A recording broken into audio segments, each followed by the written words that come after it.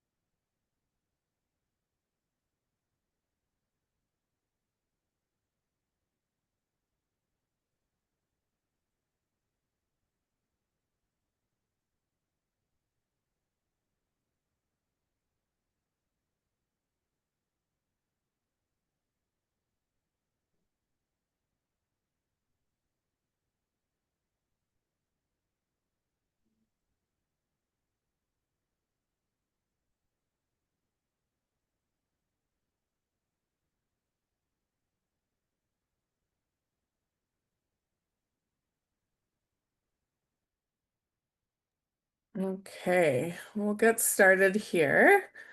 So this is being recorded in case people have to leave early or want to refer back to it, and we'll send it out in the Para Updates newsletter.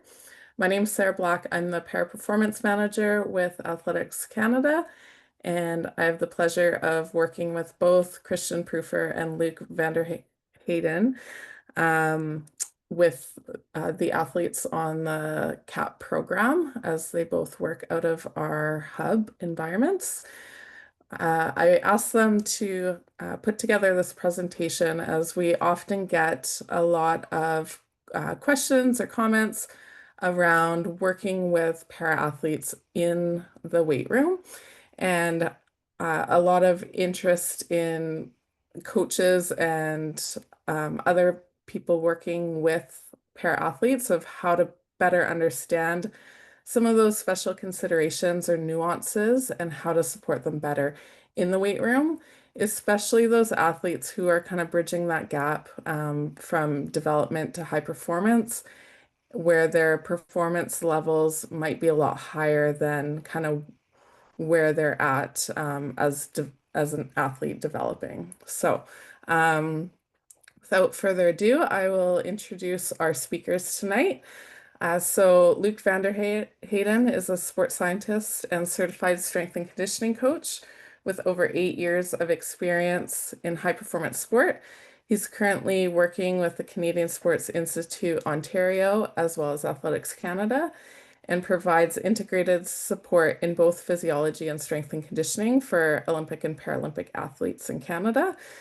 His expertise spans across multiple sports science disciplines to optimally help athletes improve performance and support high performance coaches and programs, and has over 5 years of specific parasport experience. Christian Prufer has been a strength and conditioning coach for over a decade, beginning his career at the University of Alberta and doing a master's in strength and conditioning at St. Mary's University prior to moving to Victoria to work with Athletics Canada. Throughout Christian's career, he has worked with high performance development athletes and national team athletes in numerous sports, as well as being part of Athletics Canada's West Hub team, contributing to 4 Paralympic medals in Paris 2024. So I will pass it over to Christian and Luke. I'll just note that we will have some time for Q&A at the end. So if any questions pop up, please just put them in the chat, and we'll get to it at the end of the presentation. We will kind of keep those questions more general versus specific to a specific athlete, but yeah, please feel free to ask any questions in the chat. Over to you guys. Awesome. Thanks, Sarah. Welcome everyone to the presentation. My name is Christian Prufer. So for the conversation today, what we're going to discuss in this presentation. We're going to discuss some initial bits of why strength training is an important piece of the puzzle for training and performance. What's the value of it for athletes in general, as well as para-athletes? What are some of the primary physical abilities strength training that we can target? And how do we adapt them for para-athletics? So what kind of adjustments do we make to facilitate developing some of these qualities? We're going to discuss how training age impacts decision-making in the S&C training process. So given an athlete's experience, how does that alter our decision-making in terms of what we do, how much we do, how often we do it? And then finally, we go through some special considerations and strategies for working with various para categories. So if you have various wheelchair athletes with certain impairments or visually impaired or different types of amputees, lower limb, upper limb, we'll discuss a little bit of those adjustments we make and some things to just keep in mind and consider when you're working with athletes from those populations. So first off, what is strength training? Oftentimes resistance training is what it's referred to as well. It can be described as just the means in which an athlete systematically trains the body to apply force to an object or surface. So just like, how do we interact with the world around us and how do we perform skills and how do we push into objects to project a shot put or throw ourselves or jump or run and things like that. This can range from various event-specific training with sleds and jumps and bounds and things like that to bodyweight exercises, resistance bands, medicine balls, weight vests, dumbbells and barbells. Is just like a general few things that you can use as tools and implements to perform strength training or resistance training movements. Awesome. Yeah, and hi everyone. I'm Luke Vanderheyden. So I'm happy to be on this call and talk with Christian here to you guys about some strength training adaptations for para athletes. So with strength training, this second thing we want to know, well, why is it important? Why do we think it's important that athletes and specifically para athletes participate in strength training? And number one is that it improves performance. So strength training is commonly used to improve sport-specific qualities such as strength, speed, elasticity, and endurance. Strength training can both enhance the amount of force an individual can produce, as well as the rate that they can produce this force. So you can see how through a variety of events in track and field, how this can, help to improve an athlete's performance. The secondary means why strength training is important for athletes is to reduce injury risk. So strength training is commonly used to improve the capacity of muscles involved in sport-specific movements, reduce overuse injuries, and improve efficiency of movement. So strength training can help to optimize what we do on the track or on the field, and all of this can contribute to help preventing event-specific injuries. I think in saying this, it's not that strength training is going to solve all our injuries and we're going to prevent, every single injury, but it can help us to optimize how our athletes move and interact within their events. So what we're going to get into here is just really, why, a bit of the why of why we do strength training and, what are some of the adaptations we're trying to get from performing strength training or different kinds of strength training. And I hope as we go through some of these, you'll see, how for your athletes that you work with in their events, how these different qualities can be important to what you're trying to do to enhance their performance. One of the first adaptations that everyone kind of knows about is strength or maximal force production. So it's just increasing the amount of force an athlete can produce in a specific exercise or with specific muscle groups, increasing their ability to potentially sprint faster, push harder, throw faster, throw farther, and jump higher. When we're doing maximal force training, we get increases of muscle mass or muscle hypertrophy, also specifically preferentially fast twitch or explosive muscle fibers. You also get stiffer connective tissue. So like our tendons get stiffer, our ligaments get stiffer. So all these things that hold our joints together and keeps them sturdy and strong and robust, strength training can improve that and enhance that. What's the stimulus needed? So how do we get maximal strength adaptations from our athletes when we're doing training? We want moderate to high loads. So this is where we're generally looking at 70 to 100% of rep max, or we're looking at about a 0 to 4 reps in reserve. So how many reps could they do? If I'm at 0 reps in reserve, that was a maximal effort. I couldn't do another rep. Or let's say if I'm working at 3 reps in reserve, okay, I finished a set of 5, I can maybe do a max 8, 9 reps at the end of that set. So that's sort of a more subjective way of how we measure intensity with some of these athletes. In terms of progressing strength over time, we need to increase generally the amount of work. Maximal strength gains are more related to just how much of it am I doing over the course of a week or multiple weeks. So as athletes get more experience, they'll do more and more of that. Strength training requires high levels of effort. Generally, like maximal strength work is hard. The weight needs to be pretty heavy for the most part for them to get adaptation from it. No one gets stronger when they're not working super hard in that space. And then similarly, appropriate rest. Strength training requires long rest periods, so generally we're recommending like 2 to 4 minutes, depending on how heavy and what the training age of the athlete is. If you're resting 30 seconds or a minute, you're not super recovered between sets. So then your loads are probably lower and the effort's probably lower in that space.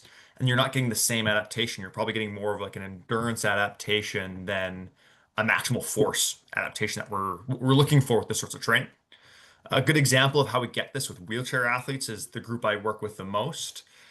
Given that we need really high loads and high effort for max strength training, we need to create situations where we have the most stability. So we'll try to we'll use wide benches at the hips to try to give the athletes as much stability as possible, or we'll use lots of luggage straps to create stability for the athletes. But in situations where if they're only on narrow benches and they're super wobbly or the core function's not there, if an athlete's super wobbly and unstable, we can't have the high effort we need for maximal strength. So that's where I'll adapt and move situations where, okay, instead of being on a bench, we're just going to go a floor press. We're going to limit the range of motion, but because you're way more stable, I'm able to get way more effort, way more load, and that will probably give me a more potent strength adaptation than being super wobbly on a skinny bench, um, trying to do this specific type of training.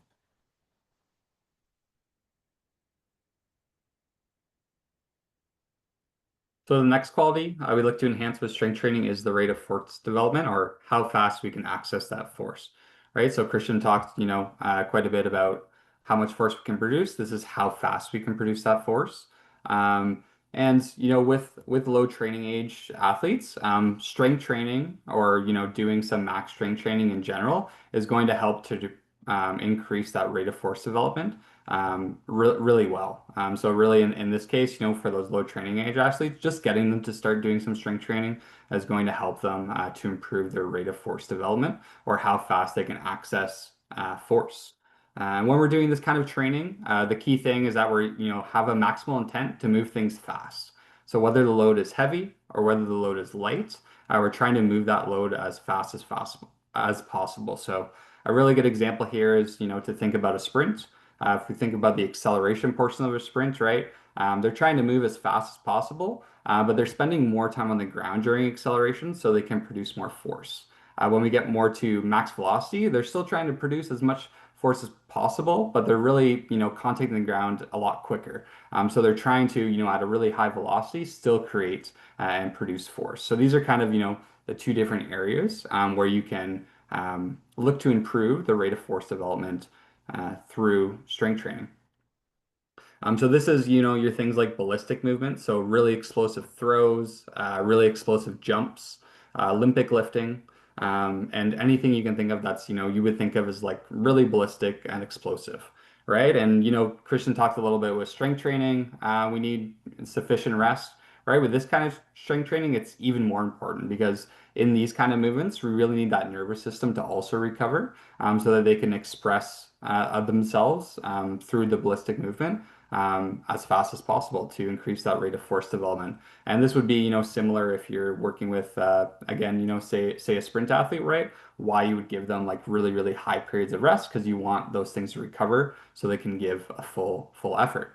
One example for this one that I wanted to give was I work with a blade runner and we do an exercise which is a ballistic explosive movement, which is like a step up where they're hitting, on a step and they're trying to be explosive as possible and jump straight up in the air. So on the affected side or the side with the prosthetic, when we first started doing this exercise, the athlete needed a little bit of support.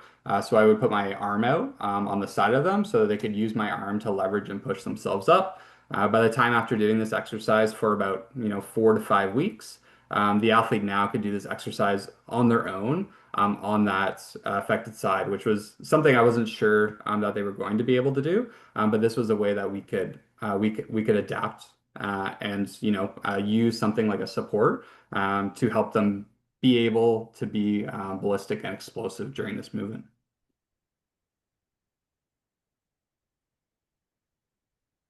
So the next adaptation is what we call elastic strength. So the easiest way to think about this one is like a spring, right? So things that, move really quickly, or movements that you see that look like an athlete is springing off the ground. And what we're talking about this is, the ability of, tendons to utilize elastic energy via the muscle tendon complex to transfer force during movement. So we're thinking of, someone doing bouncing, someone doing pogo hops, something that's really, really quick action and bouncy in nature. So what contributes to this, or how do we improve elastic strength? We're really talking about tendon and muscle stiffness or strength. So again, for those really early age developmental athletes, just starting, getting them to do some strength training is going to help to improve this elastic strength quality. Like I said, what kind of stimulus do we need? So heavier lifting, above 70% 1 RM, has a larger effect on tendon. And with those low training age athletes, just doing some strength training is going to help to improve this quality. When we're talking about specific plyometrics or exercises that are going to enhance this quality, it's those that are considered those fast stretch shortening cycle plyometrics, right? So like I mentioned, right, doing simple pogo hops is an easy one, or hurdle hops is another example of these kind of plyometrics or elastic type exercises.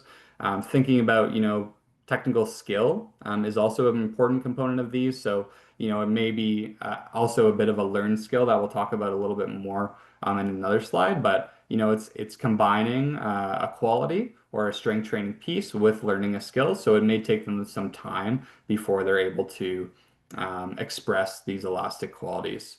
And these are something that, like I said, take a long timeline.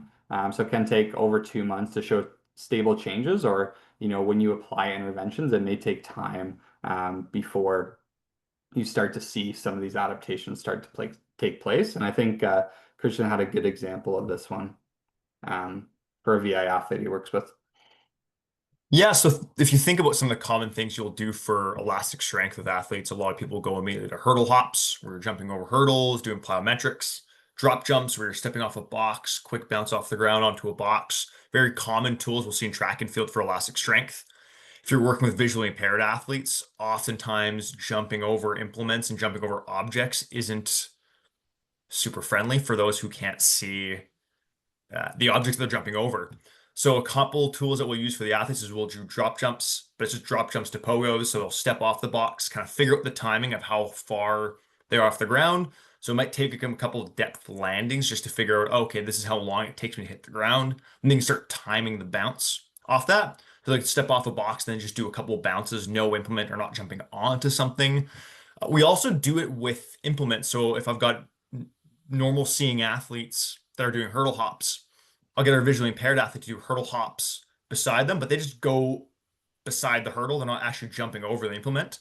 So that way they get the similar intent drive of, hey, Dave, imagine you've got hurdles that you're jumping over, but you're just going beside the rest of the team, still trying to get that amplitude and still trying to pop as high as they can over the hurdle. But there's actually nothing in the way with them. So they can still do a lot of the same movements and have the very same efforts. But they're just not actually physically going over the implement necessarily. So it's small little adjustments like that the athlete can just tag in with the group and nothing's really changed, but they don't have the risk of jumping over implements and potentially catching their feet or falling over stuff.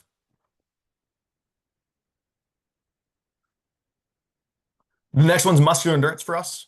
So this is just the ability of the muscle to sustain repeated contractions or prolonged muscular tension without fatigue or by minimizing fatigue. Just improving capacity of the musculoskeletal system to handle greater volume and intensity of work. So the greater muscular endurance, the more we can do with less fatigue impacts and maintain better technical quality and better execution. What's the stimulus that we need to get some of this muscular endurance work? Higher repetitions, generally speaking, of lower loads and nearing technical failure of the exercise. So quite a bit of fatigue in the system. In terms of weight room, what does that look like? It's 30 to 50% of rep max or even lighter potentially. It could just be body weight depending on the athlete. And by the time you finish the set, it's like 2 to 4 reps in reserve or like an 8 to 9 RPE effort. So really high efforts. And then the rest periods are quite short. So we're looking to build up lots of fatigue.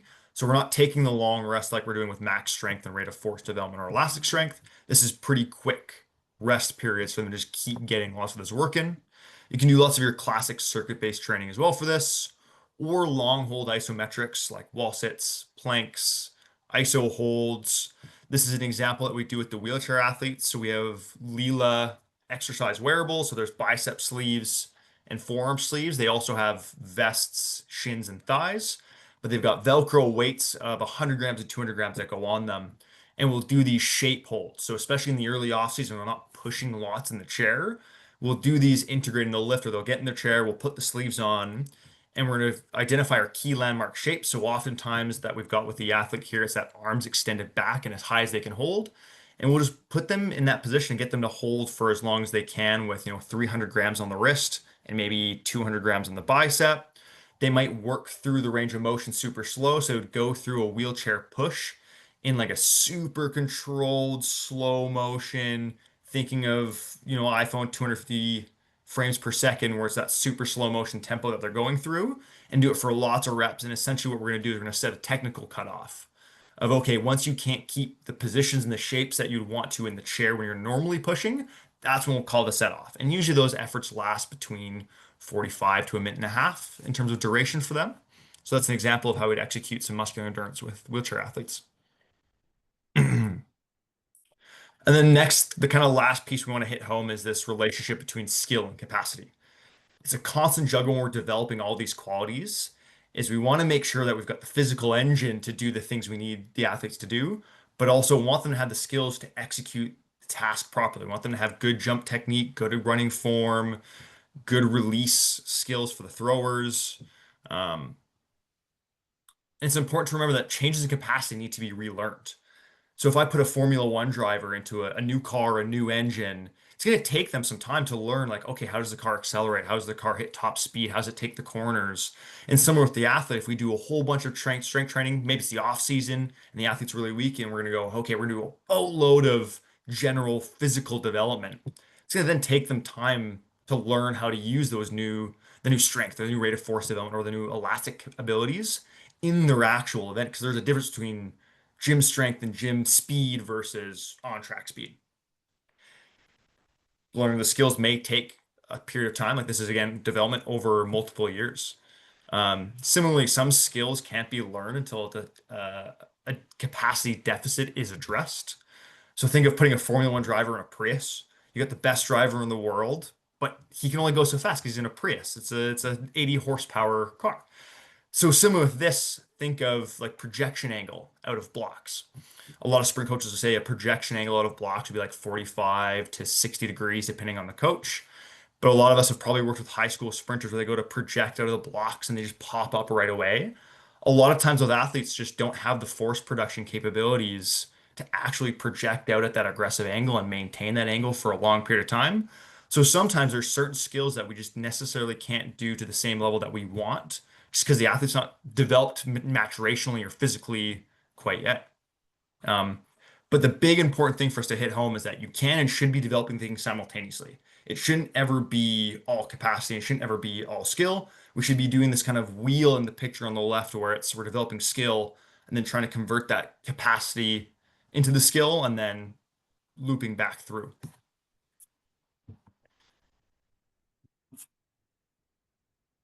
Perfect. Yeah. So in saying all that, I think the big question we just threw, a bunch of maybe could be, fancy strength conditioning terms to you in terms of how we, take an adaptations approach to what we're trying to do with our athletes. But the important thing for you is, where do you start? And I think the first place you start is probably the thing you're really good at as coaches, which is a bit of a needs analysis of your event. So, thinking of things about like, what is the training schedule? What's the competition schedule, right? So like how many days a week do my, athletes need to train? How many days a week do they need to compete? What does that competition look like?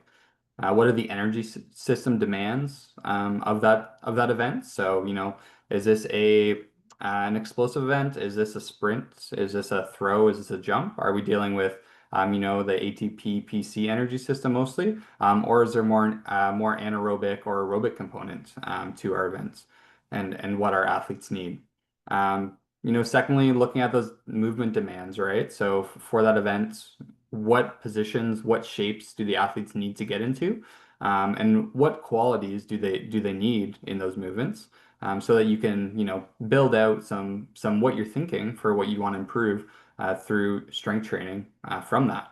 And lastly, biomechanical needs. Again, very similar to, what are those movement demands, but what are those, joint angles, kinematics that we want the athletes to achieve to have success in their sport and in their events. So this is kind of where you start, and probably the stuff you already have an idea of or know a little bit about within your sport. Now, the second part is the needs analysis of the athlete. So this might be the part from a strength training side that may be a little bit different for you, and thinking about, where my athlete is in terms of their development, how much or what should I do in terms of strength training. So we need to look at the athlete's training age, but which we'll get into a little bit, how their biological age impacts their training age, what's their previous training experience. So, are they completely new to sport? Have they, done different para sports in the past?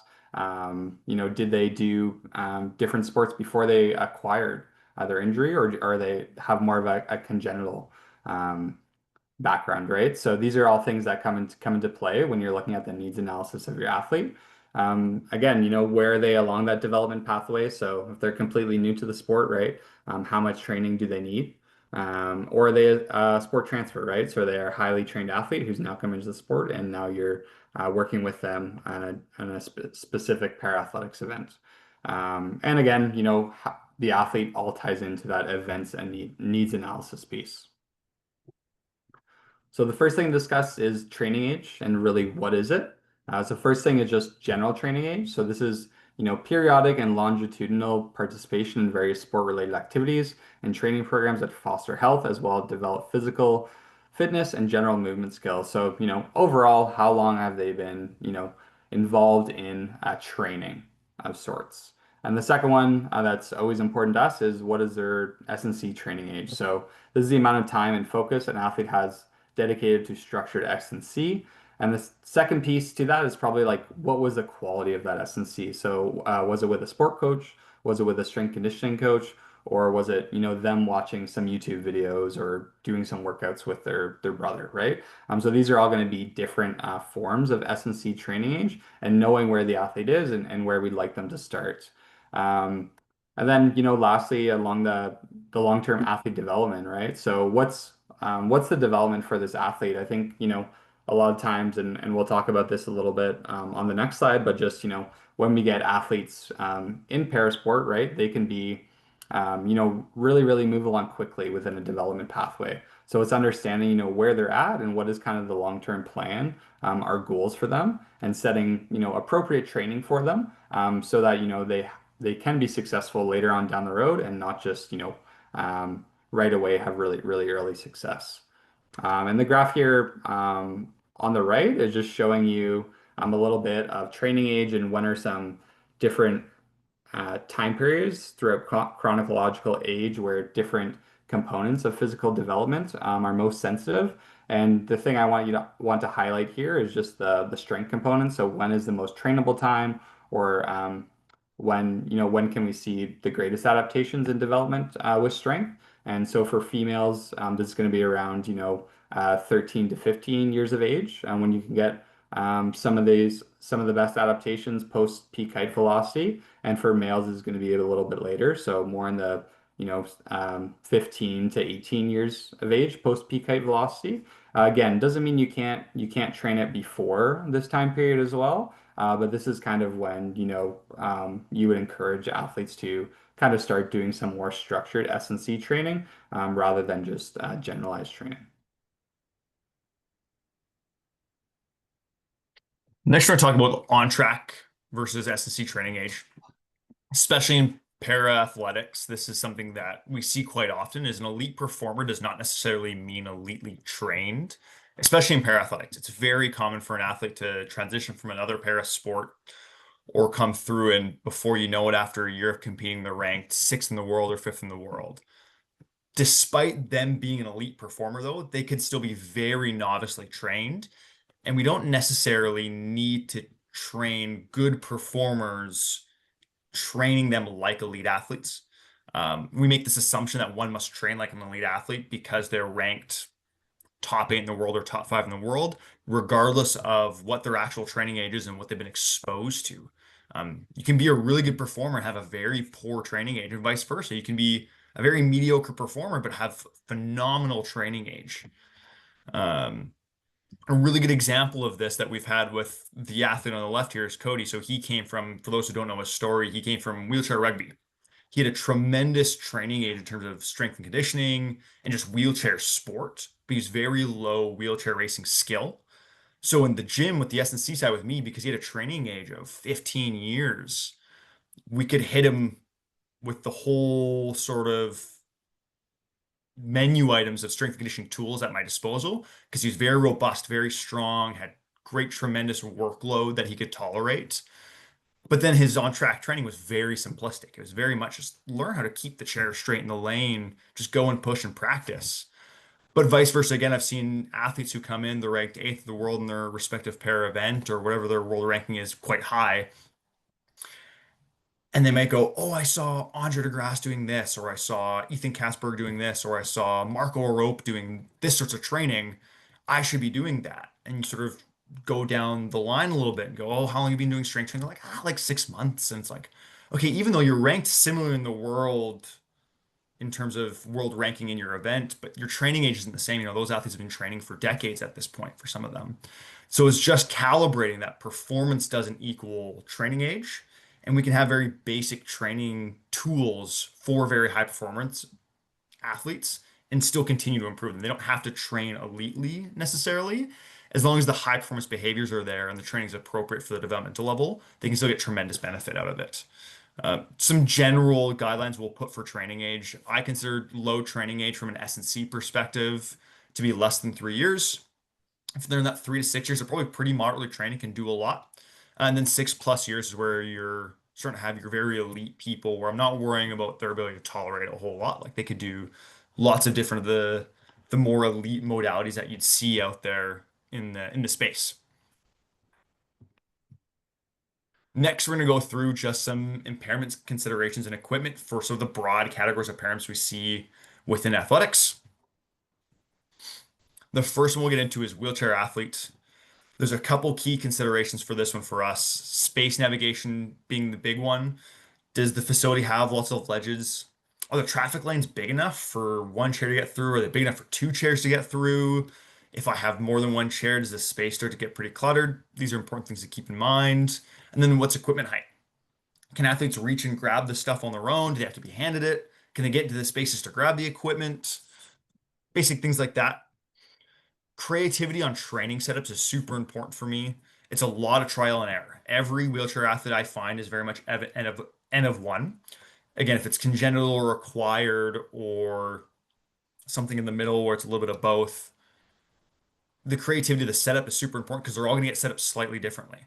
Athlete input is probably the most valuable piece for me. So the running joke I have with my athletes is if I've got a new exercise I've thought of that I want to try with them, I'll put question mark, question mark, question mark on the program. And when we go through that, I'm like, hey, this is what I want to try to accomplish with the exercise. This is what I'm looking for. This is what I want to kind of feel like and try to develop for your racing position or your racing technique or wherever we're trying to work on that day. What do you think? And we'll work through that process together. And it's okay if my initial idea is complete trash. It doesn't work. It's super unbalanced or it's not hitting the quality I want to develop with them. But oftentimes through that process of making the mistake on the trial setup, they will be, oh, let's try this. Let's try this setup. And then we experiment with a couple more things. Then before you know it, we have an exercise that works really well. So it's okay to not know what the setup is right off the bat. Go in being willing to just try some stuff out, probably won't work. And through that process with the athlete, you plug and you play and you figure out then a list of exercises that actually start to work really well. Depending on the spinal cord injury level, bounce is going to be tricky and transfers might be tricky. So my more impaired athletes, my 51s and 52s, I generally structure the training so I can transfer less with them versus my 53s and 54s. We'll do a lot more transferring just within the workout. And then heat tolerance as well. So the 51s and 52s, the really high spinal cord injury folks, generally sweating and heat's a big issue. So for the summer for us, because we don't have air conditioning in the gym, lots of fans is really important, especially for a 51 athlete. And then some equipment stuff that's really helpful for the wheelchair athletes. Grip assistance is big, especially for the more impaired folks. So that's where you see the hooks that attach to the wrist or the easy hands. The wide benches were a lifesaver for me. So you see the picture of the Eleiko bench, where at the nipple line, the bench widens out to be about triple its width. That just creates huge stability for the athletes, and we can do way more, have way more effort for the stuff we want to because they're not as wobbly. Luggage straps, so we can see that picture of one of our Bermudan athletes in the bottom left there. She's got that pink luggage strap. That's something that most of our wheelchair athletes with affected core stuff, everyone has their own luggage strap. That just keeps the hips and the low back really stable and kind of locked in. So they'll cinch that up whenever they're doing bench press, rows, even accessory work. Anytime they're on a bench and not on the floor, they're usually cinched up with their luggage strap. And then sometimes it's actual physical postural support. So with Cody as an example, all of his training's done in his rugby wheelchair. And I just position everything around to get him stable. And usually I'm getting my workout in at the same time because I'm seat belting him to hold him back so he's not falling forward. If he's doing bench press, it's the opposite, where I'm putting my shoulder into his upper back to keep him sort of pitched forward so he can do bench press on one arm. So sometimes the support is not actually equipment at all. It's just me putting in some manual labor.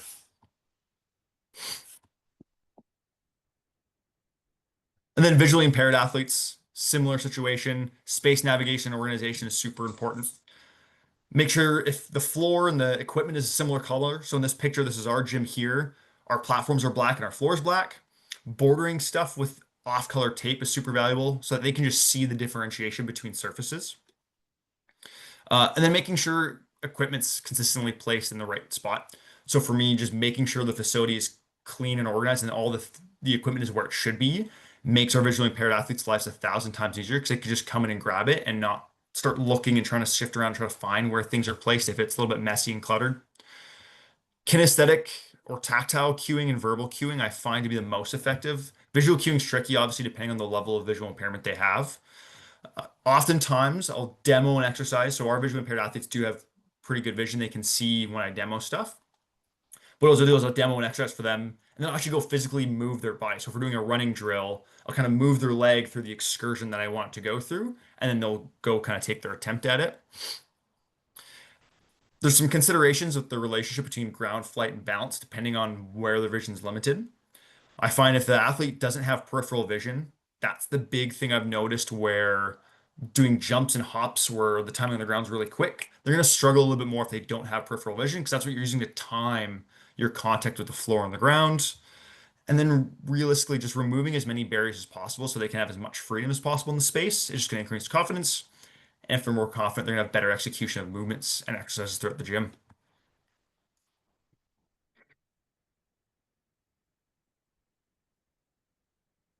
Yeah, so our next one is, oh, sorry. Next one is upper limb affected athletes. So the major, thing that's going to be a limiter or potential enhancer is going to be the athlete's prosthetic that they have.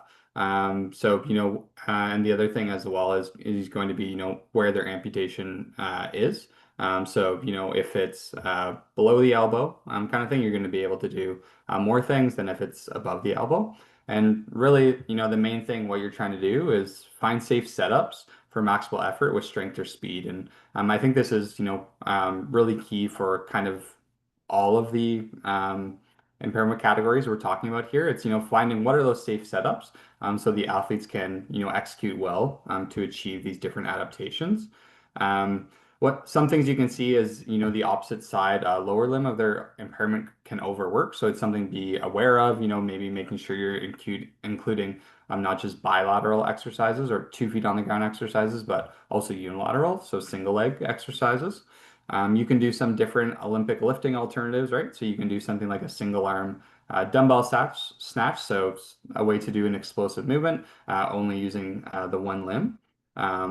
A lot of the times, the tools I find that are very effective are also, some of the ones you see on the left here. So you can see one that we use for heavy loading with these athletes is something called a safety bar. So this allows them to have greater stability. They can hold on with the one hand and be able to do some, bilateral squatting, some single leg lunges, split squats, things like that. You'll also see in here, another thing that's very common and helpful is something like a weighted vest. So a weighted vest can be used to do some loaded jumps. We also use, things like if you've heard of a flyball device or a belt squat, so something where the athlete can hook up a belt to their lower body and perform some lower body strength exercises without having to hold on to anything. And these are kind of some of the key things you can use. Also, I think a key one is to not avoid strengthening the affected side and try to find ways that you can strengthen it. So, for example, using things like resistance bands can be really helpful because they're really versatile, and you can move, the affected limb in different ranges of motion. I think this is also important depending on their events and what they're doing, right? So, for example, with a sprinter who has to put potentially like their arm on a block or use a prosthetic when they're completing their event, building up some strength and some capacity in that side can help them to, better execute some of these things on track. Our next one would be lower limb affected. So again, this can be above or below the knee. Again, very similarly, prosthetics are going to be a major limiter of what you can and can't do. I've found, most of the time I would use the athlete's daily prosthetic when they're in the gym, as they're usually a bit more balanced and a bit more stable on this. Again, finding what are those safe setups we can set up for maximal effort with strength or speed are very important. Being aware of left to right differences. Again, right, we're going to have some differences from left to right sides. So, finding exercises or ways we can load both sides is very important. I think another thing, Christian and I talk about as well is, finding ways not just to try to find balance, but also trying to improve performance. So, finding those things they can do, even if it is on their unaffected side, and don't let the leg and the affected side stop you from improving strength or improving some of these qualities. So really having that adaptations driven approach and potentially looking at more unilateral or single leg training versus bilateral training, just because they're going to be able to get in safer positions this way and be able to load and have greater confidence.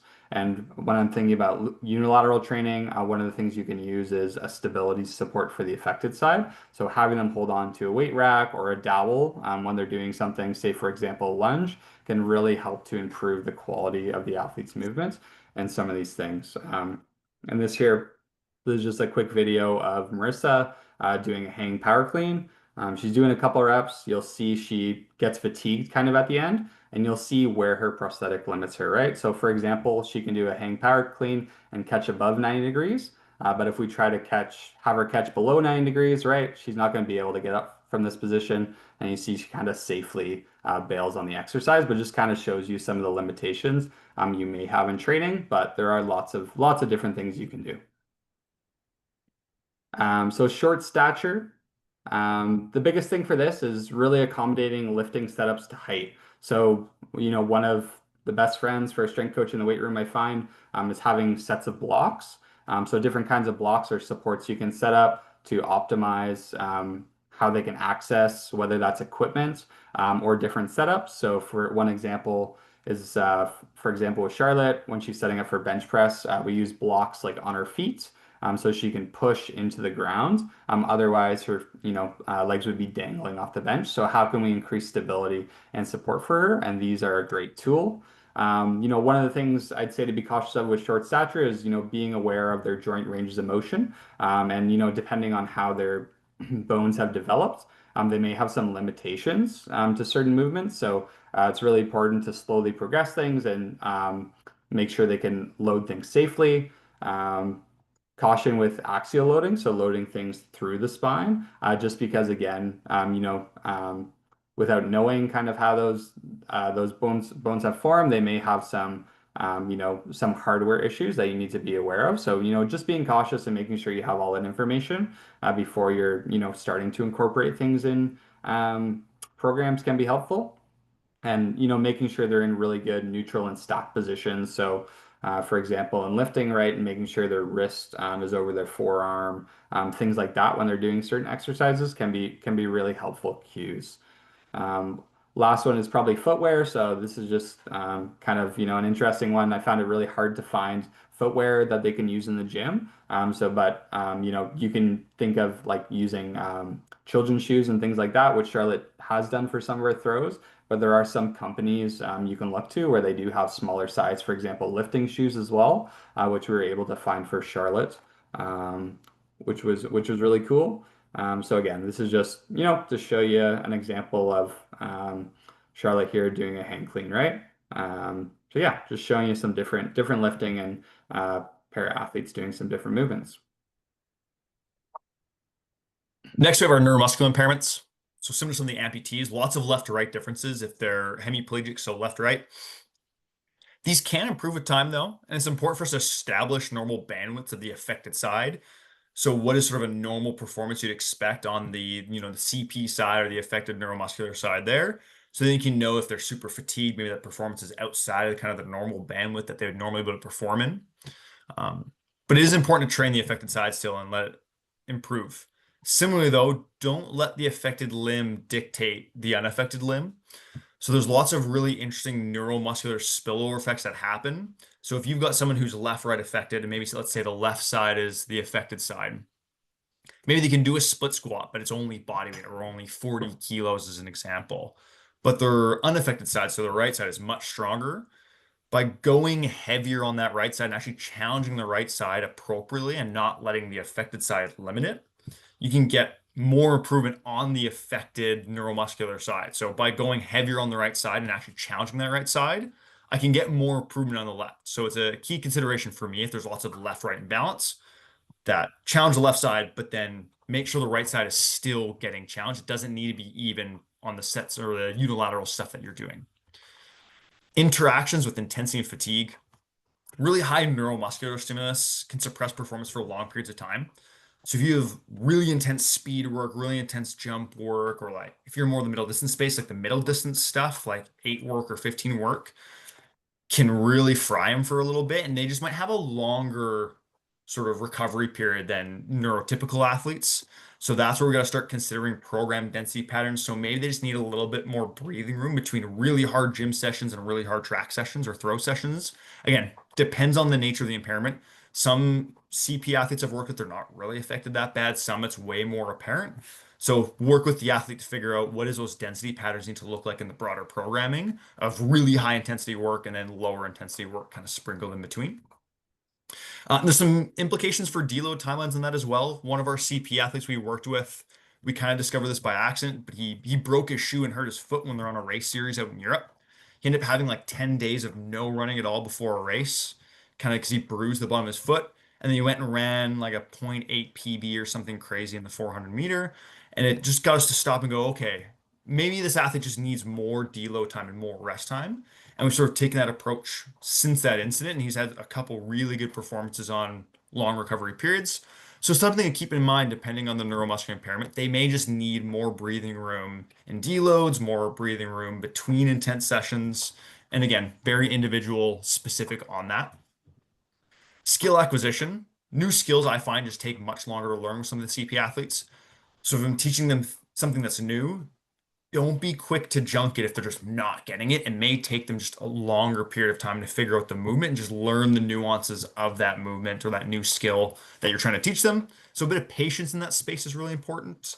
Similarly, I find movement uncoupling can be really negatively impacting performance. So I have a couple CP athletes when we do running drills, it's only cyclic.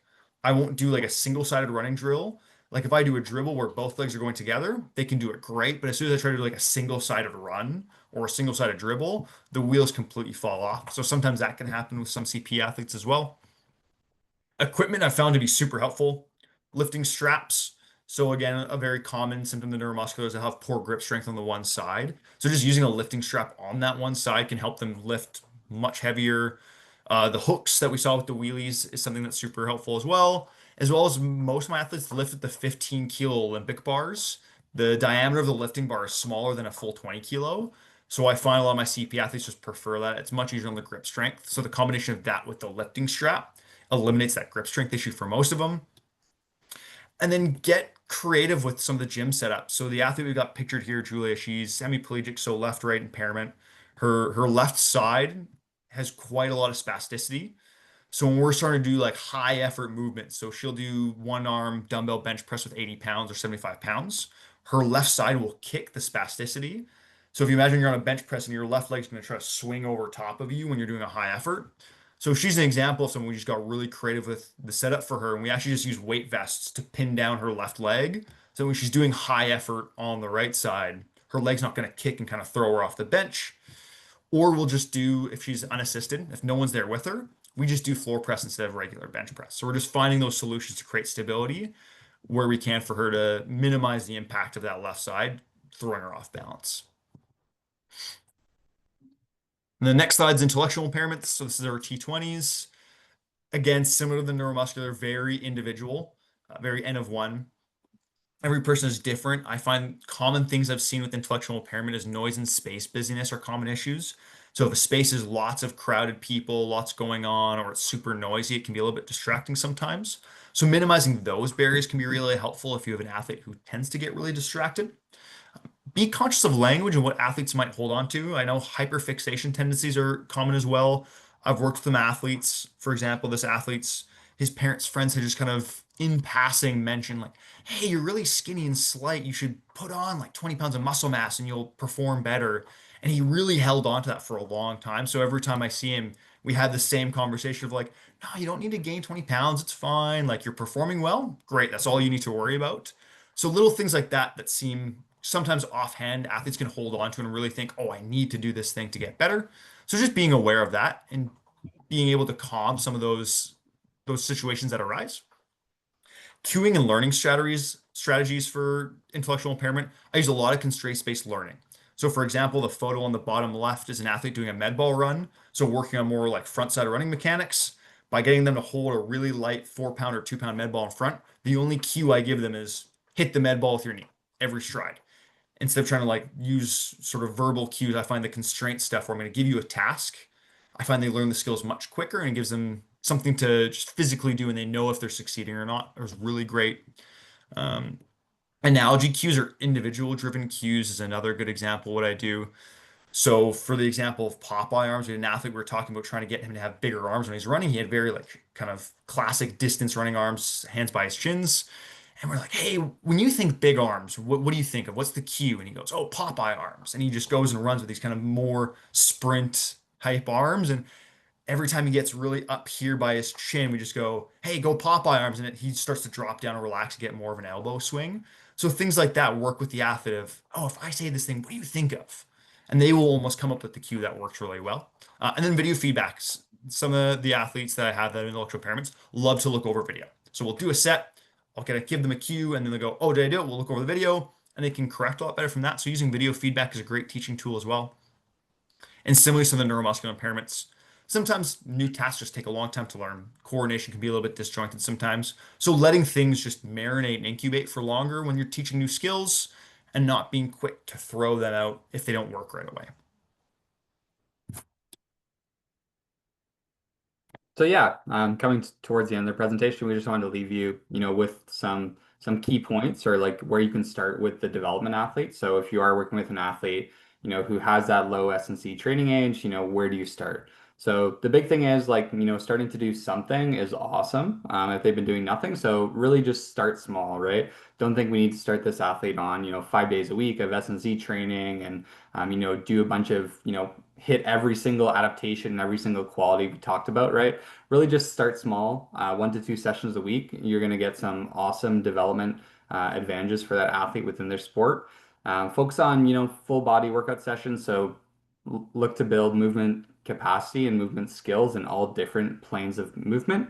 And also focus on masterful technique, right? So before you, really progress them and challenge them in terms of load and, get into this really, really heavy strength stuff, right? Work on, knowing that they can perform the movement really, really well first, before you look to kind of progress them. And, I threw up kind of some of the main movements here. So if you're unfamiliar with, basic strength movements, they're here for you. But really you're looking to establish, like I said, that movement competency and some of these main planes of movement. So something like a squat, a hinge, a horizontal push, a pull, vertical push, pull, split squat, lunge, and different variations of torso or core movement.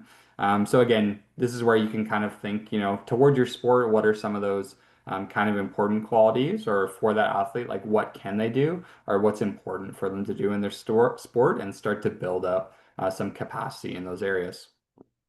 Other thing, when you're starting with a development athlete is to, probably start more towards the muscular endurance side of things. So start more with lighter loads and more repetitions to build up capacity and muscular endurance. This is going to set them up well for, later down the road when you want to get into some of the more advanced strength training indices. Again, starting with body weight exercise or medicine balls or, light dumbbells in certain situations can be great, and get them to master kind of those exercises before moving on.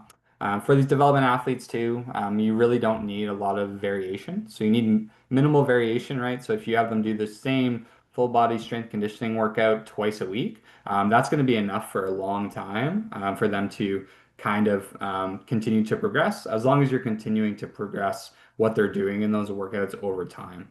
So again, like I said, some other key things, body weight before free weights can be helpful. Starting with resistance bands is really easy, right? Especially for chair users as well. You can get them starting on, just doing some resistance band movements, different types of pulls, pushes, things is a great place to start. And also machines can be helpful, right? So you can, use machines, you kind of got them set in a position, they can only go in a certain range of motion, and it's really easy to start to build up some capacity, especially for some para athletes where, they're unstable or uncomfortable in doing some of these strength movements, right? Having them fixed can help you to develop some of these qualities. And then lastly, so, what are some of those questions you might ask yourself, and kind of goes to some of the things we talked about in terms of training age, but, just getting an idea from a training standpoint. So what is that athlete's current training volume intensity of event-specific training, right? So for example, if they're a thrower and they're only doing 2 throw sessions a week, okay, well, maybe we need to increase that before we increase a ton of strength training, right? So I'm looking at things like, okay, maybe we get them to doing, training consistently, a day or two extra a week. And then once they've got that, it's like, okay, now we start to incorporate some strength training because we're getting more to, the training volume you would like to get to in their event. Again, like we talked about, what's that sport background or history, right? Do they have experience with some of these movements? For these athletes, you can probably progress them a lot quicker along some of these strength training things. Again, do they currently incorporate strength training? Again, what's that strength training training age? And what's appropriate for their training age? And then the last one there is just, are they building training volume and frequency over multiple years, right? So if they're along that development pathway, maybe it's starting them with the 2 times a week of S&C, but kind of starting to get an idea of, if this is an athlete who has Paralympic aspirations, what are we building towards, or what do we need to work towards? And again, goes back to some of these previous guidelines that Christian went through, but what is S&C training for athletes at different levels? So again, if they're a low training age moderate, or they're elite or a Paralympian, what does that look like in terms of how many times they're strength training per week? And this is just a quick slide that we'll do on an example training week for a wheelchair athlete from my end. So you can see on the top week would be one of our Paralympic athletes that we have out here in Victoria, with the bottom being more of a developmental athlete. The biggest difference for them just being the frequency of sessions that they're getting. So if you're working with someone more developmental, it might just be 1 session a week, and the session structure might be very simple and maybe more focused on strength as a very basic quality and not quite so varied. Whereas the more high performance elite athlete is, they're having very specific heavy rate of force development sessions and then jogs after. So instead of only being 6 sessions a week, maybe they're doing 12 or 13. Now, again, this is not to say that all athletes should be doing 13 right away, but also knowing like that's sort of where athletes want to build to progressively. So sort of maybe you got an athlete and you're starting 3 times a week, and similar to Luke's note of just progressing that volume over a bit of time, where we'll start building it 4 times a week, 5 times a week, 6 times a week, and maybe even more over the course of 2, 3, 4, 5 years as an athlete develops. So just a note there on sort of providing a little bit of what the top end of like how much training these athletes do. and then sort of kind of a lower end of what we'd expect to see, and people can kind of bridge the gap between depending on the experience of athletes. Yeah, and I think the key point here too in these examples is Christian and I are showing, off-season kind of examples. So these are more periods, when the athletes are more doing heavy, extensive S&C training. Whereas, if this was the same thing on a competition week or later on in the season, you might only see, one or two S&C sessions or zero for those high-level Olympic athletes or Paralympic athletes. So just something to keep in mind there as well when you're looking at these. The second one here, so I just gave a different example. So again, this is a thrower example. So, for a thrower, right, more importance on potentially, maximal strength, more focus on hypertrophy. So they're going to have denser sessions potentially. So you can see this, Paralympian kind of strength trains 5 times a week and does a bit of an upper and lower body split for that athlete. And they're throwing, 5 to 6 days a week as well, right? So you're seeing high volume of training for this athlete. Whereas if you see, a development athlete, right, they're only throwing, 3 to 4 times a week. We have 3 strength training sessions, and these are more full body sessions because again, where they're at in their development, we just want to focus, for them to get similar stimulus. We can do more full body kind of workouts, and that way they still have full recovery between these sessions. Whereas for the other ones, for the Paralympic example, we want more recovery between those upper and lower body sessions because they are just that much more intense than what we have in the development athlete. So again, just showing you some differences in volumes and intensities from a Paralympic athlete to a development athlete in a different event. So lastly, so just finishing up with our take home points. So hopefully, at this point in the presentation, you see the importance of strength conditioning to improve track and field performance for our Paralympic athletes and mostly to improve that movement quality and capacity. Strength training should really be geared towards the athlete's event and needs analysis with careful attention directed towards their training age. And I think that's a really important piece because like we mentioned, for that development athlete, really we just need to, start building that base of capacity in a variety of movements. And, by the time they get to, the point where, for example, they're working with Christian or they kind of have built a movement capacity and kind of, have some of these skills, right? And then they can move more into the high performance side of things, which is dialing in how do we, strength train to build out these adaptations for what they need. And again, last point, I think is just don't be afraid to start somewhere. Strength training can be done with minimal equipment. And for development athletes, like I mentioned, body weight, resistance band, medicine balls, and weight vests can be a great place to start, right? And this can also just not be separate strength sessions. This can also just be something you start to incorporate in your workouts with your athletes, right? So it can be, hey, let's start doing some body weight circuits, or let's do a little bit of resistance band work, or these kind of things you can start to throw in into some of your training to get them started, in learning some strength training movements and start to build some capacity.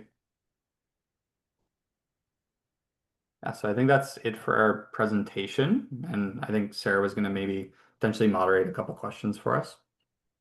Yeah, first of all, thank you so much to both of you. That was really informative. I feel like there was a lot of information there, but it was really clear and valuable, and not just the foundation or the why of what we're doing in the gym with para athletes, and not but also just a lot of great valuable takeaways where I think are able to be implemented right away, which I think is always the goal with these types of webinars and workshops is, hey, what do I feel more confident in applying tomorrow?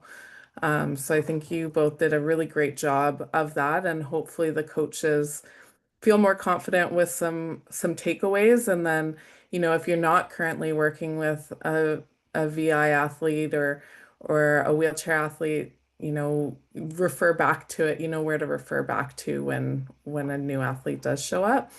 And then also just understanding the different pathway for a para-athlete, I think is really, really key. So thanks for touching on that as well. We have one, all for any of the coaches, please feel free to add your question in the Q&A box or the chat or raise your hand, whatever works for you. We do have a question in the Q&A box from Kim. Kim, I just want to, if you're comfortable asking your question live, I just want to make sure that we're clear on what the specific question is. So I've just given you talking permission. Okay, I work with cerebral palsy athletes in the sport of bocce, and my experience has been that I mean, strength training is good, but it tends to really increase spasticity. And so I'm wondering what kind of cues you can give me on that, and what other ideas you have for strength training for people who have severe spasticity. Just to dive into a little bit more, Kim, are you finding increased spasticity acutely or chronically, as like over the course of weeks and months? Chronically. Chronically? Yeah, the more work, the more spasticity happens. It's interesting. Like, we don't work necessarily, the CP athletes we work with are generally a little bit different presenting than some in bocce. I know there's some interesting stuff done out of CSI Alberta, down in Calgary, with eccentric training. And there's some research out there on eccentric training as well, looking at the effects of spasticity. So you're just doing the descent of the motion as an example.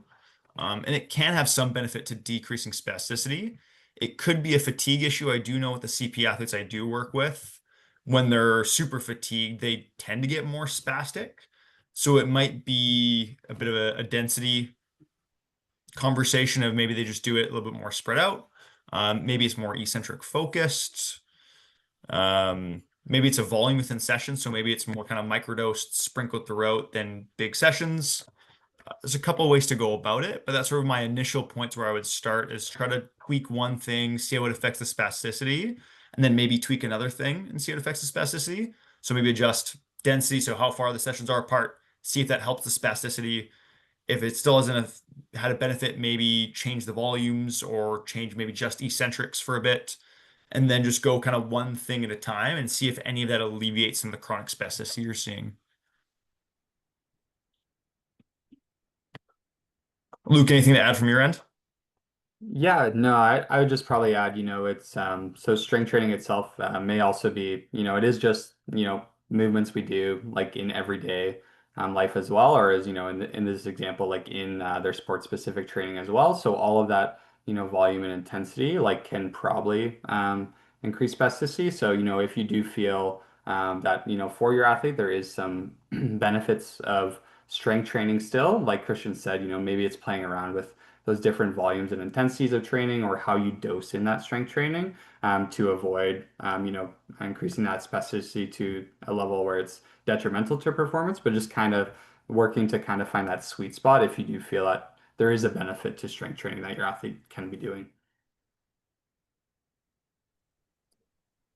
Maybe a follow-up question to that, related but unrelated. In your example of the Paralympian versus the development athlete, I noticed that there were sessions that were off and then sessions that said recovery. Could one of you elaborate on, what the differences of those are and how that might be more applied to an athlete with a physical impairment compared to an athlete who doesn't have an impairment? Yeah, for sure. So I could speak a little bit for an athlete who doesn't have an impairment. If it says, off or like recovery day, that could be, a form of active recovery for that athlete. It could be, going to get some treatment, doing, something like, for example, yoga or, something to kind of like restore themselves. Whereas, for an athlete who potentially, you're doing a lot of training, that's going to, maybe also interfere with like some of the activities they do. in their daily life, right? It may like not be a day where, you, for example, like wanting, for example, like a wheelchair athlete to go on, a really, really long push or a 10-kilometer push, like on that recovery day, maybe they need to focus on like a bit more of actual just rest kind of on those days. So I think it's really important. And I think this is something we were discussing a little bit earlier too, Sarah, just, how, what we do like in the gym can enhance activities of daily living. But also if we're not careful and we do too much, then it can also, have the opposite effect where, we're making those activities of daily living harder if they're too sore to kind of, get through those things. So it can kind of be a catch-22, and it's really just finding that right balance of dose where, they're able to still progress and, like progress in their strength training, but it's also, not affecting their activities of daily living. And then over time, what'll happen is actually a lot of those daily living will get better because now they have greater capacity from what they've done in terms of their training.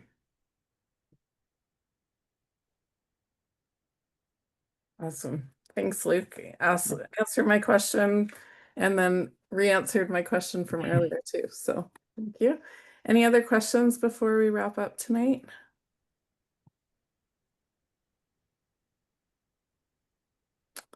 All right. Well, thank you again to both Christian and Luke for taking their time to put this together and present tonight. As I mentioned, this will be recorded and sent out during the through the para updates newsletter. And I'll see if we can share the slides as well, because there's a wealth of information here that if you were furiously taking notes, you might have not caught everything. But again, thank you so much to you too. And if anyone has any requested topics in the future for our para webinars, please feel free to reach out to myself or Fanny, and we'll try and put something together. Thanks for having us. Yeah. Thanks, Sarah. Thanks for everyone coming.